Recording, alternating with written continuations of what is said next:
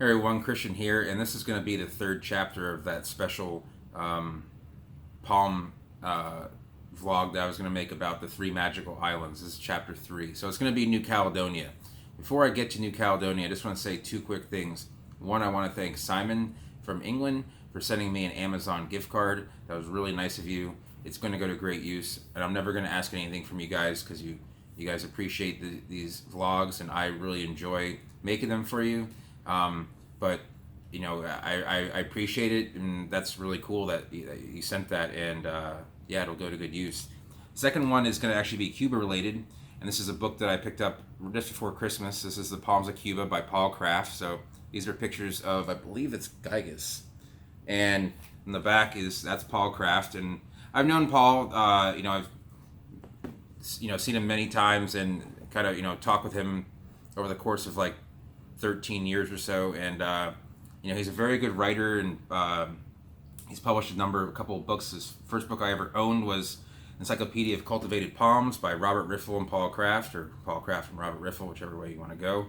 Robert Riffle has passed away about 12 years ago. He was a great writer, and he loved to talk about palms. He wasn't as much as like a really hardcore collector as he was like wanting to write about the palms, but still he knew his plants, and it was it was enjoyable to be able to talk to him about them. So anyway, I'm going to leave that there and get to the main part. So New Caledonia is a special overseas territory of France. They have home rule, but they do vote for the French president, and they do have French citizenship. As far as the administration of the department and the history of it, I'm not going to really get into that because that's not, you guys aren't watching this for a history lesson. But you kind of get an idea of why it is kind of like New Caledonia is kind of away from the rest of, like, say, Australia and New Zealand, more English-speaking areas versus Francophone areas. I don't know if that's really a big deal, but they aren't. England did not run the colony.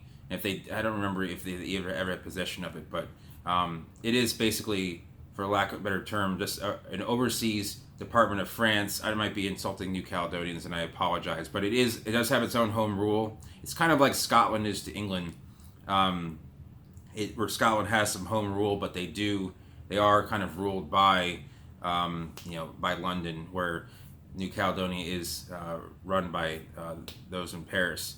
So anyway, so it being so far away, and kind of, it is in a kind of like it looks like Long Island, New York, actually. It's a long island going northwest to southeast, just north of the Tropic of Capricorn. So it is in the tropics, but it is kind of like, it has more of like a maritime-ish influence, so it doesn't get that hot there, and it doesn't ever really get that cold unless you're high up in elevation. So it's about, I want to say it's about 1,000 miles off the coast of Australia, like just to the east northeast of Queensland, and it has a bunch of palm species that I think every single palm species except for one, Cerebus genii, is a crown-shafted palm, and that's kind of interesting because most places you go, like for example, Cuba has some crown-shafted palms, some non-crown-shafted palms that are pinnate, and some palmate palms, but every single palm from New Caledonia that's endemic is a crown-shafted pinnate palm, except for Cerebus genii, or what used to be called Pritchardiopsis genii. So the problem and the reason why New Caledonian palms, they're related to the king palm complex, which is the Arcantophoeniaceae complex. So it's going to be related to Arcantophoenix, Tychosperma, Sadacentia, Clinostigma. All those palms are related, but the ones that grow in New Caledonia are a little bit different. They have like a thicker, leathery crown and crown shaft. It's usually more compact crowns, or upright. There isn't a lot of they look tropical, but they have this hardiness about them that is kind of hard to explain without seeing a picture. So they look like they have king palm characteristics, but they usually are, and they have a lot more color as well, but it's just a lot of their crowns are very bulbous.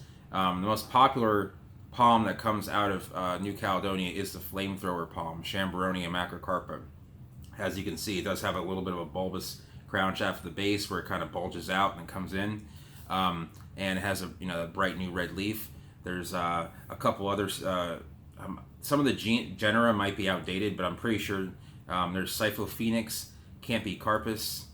No, Campycarpus falcitus, which I think is now Cyphophoenix falcita. You have all the Kentiopsis, so those are all 4 species that are really beautiful.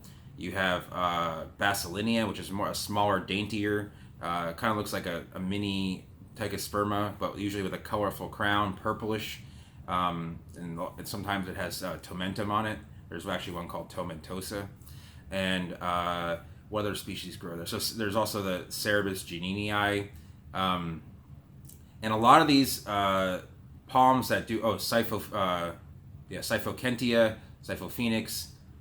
Just trying to kind of run through other genera that grow there. There's a couple others, probably another half dozen at least, and another 30 or 40 species. But they are they're really sought after by collectors for a couple of reasons. One being how beautiful they are and how they've kind of adapted and evolved from the surrounding areas like Vanuatu, Fiji, even New Zealand, which has Rhopalostylus, the shaving brush palm is the common name. But if you look it up, it's a very pretty plant with a very bulbous crown shaft. You can tell its relation to New Caledonia. And so with all these really weird they have this darker color, leatheriness. It has, this, it kind of brings the collector in wanting these new colorful plants that they haven't been able to find otherwise. A lot of these palms grow in hard to reach areas in the north side of the island. The north side of the island is kind of a lot less civilized than the south end of the island, where the capital Noumea is. But in a lot of these palms will just grow in the streets, and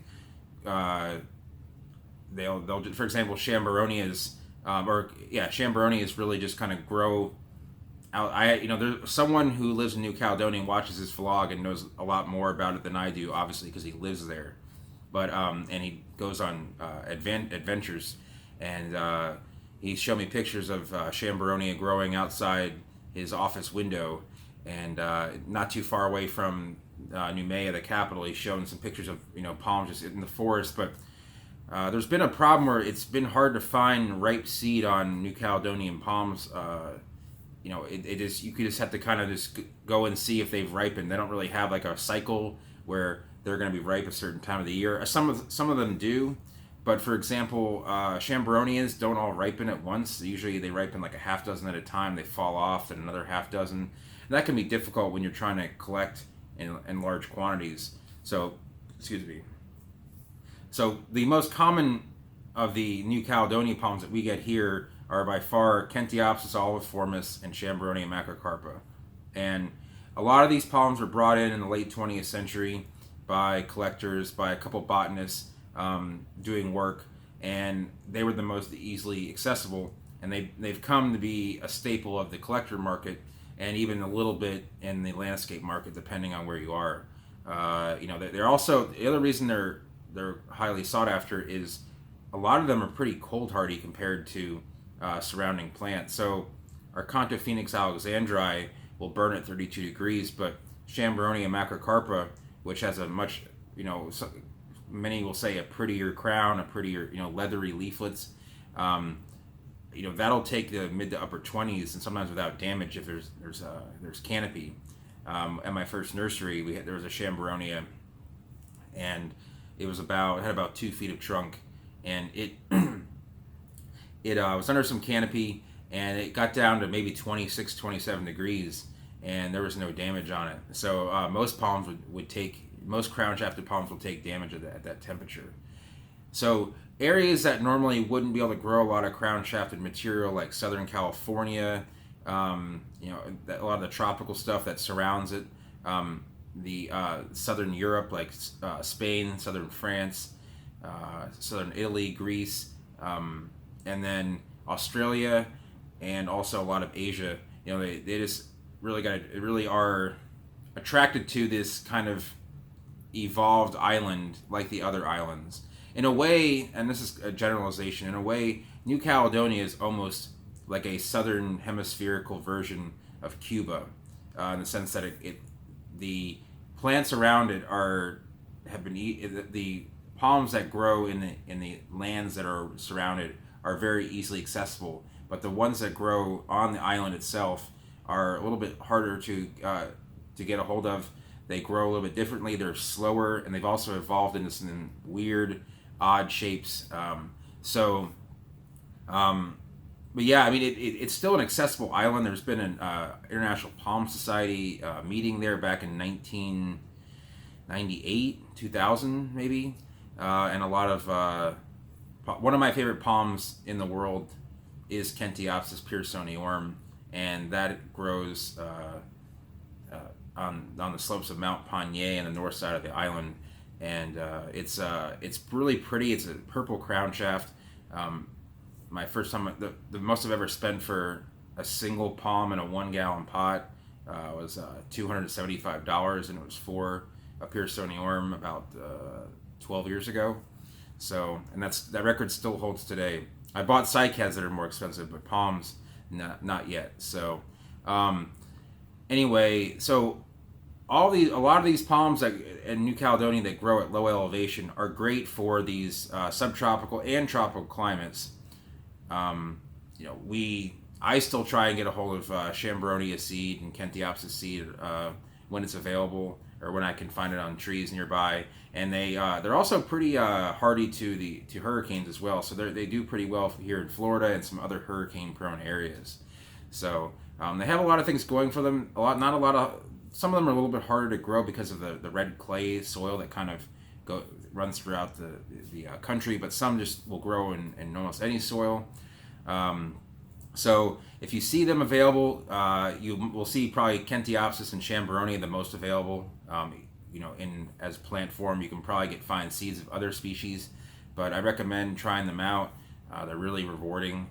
They're a little bit slow, but sometimes just patience pays off in the end. So I'm not going to make this a 20-minute vlog like I always say, but that's pretty much it for the New Caledonian palms. I have a book. There's a good book about New Caledonian palms by Don Hodel. It's got a purple cover. It's not too thick. A lot of the genera are actually outdated in that, but the pictures and the locations and the descriptions of the plants are very good. And Don Hodel's done a number of books. The Camandaria palms, Palms of Thailand, I believe. Palms and Cycads of Thailand, I think, is a book. So he's a professor out of UC Davis, University of California in Davis.